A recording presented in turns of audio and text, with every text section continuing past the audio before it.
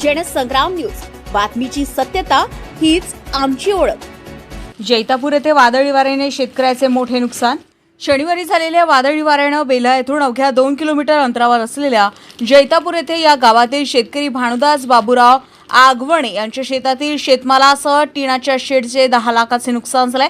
शनिवारी दिनांक 30 मे रोजीच्या दुपारी वादळी वाऱ्यासह जोरदार पावसाने हजेरी लावली।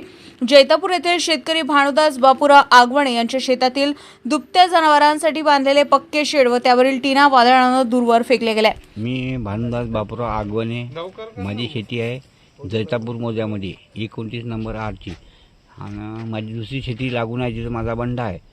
तर मी माझं हे रात्री गरड आल्याच्यानंतर सगळं उडवायला मी सकाळी आलं पाहिलं तर माझं सगळं उद्ध्वस्त होऊन आहे। जनावरांचा गोठा, शेड नेट, विटा व सिमेंटने बांधलेले गोदाम, त्यात असलेले कटर मशीन, दूध काढणाऱ्या मशीन, शेतीला लागणारे इतर साहित्य वादळी वाऱ्यात दूरवर उडून गेले।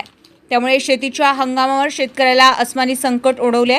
पहिलेच कर्जात डुबलेला शेतकरी कसाबसा सावरत असताना अस्मानी संकटाने पुन्हा या शेतकऱ्याला संकटात ओढले आहे।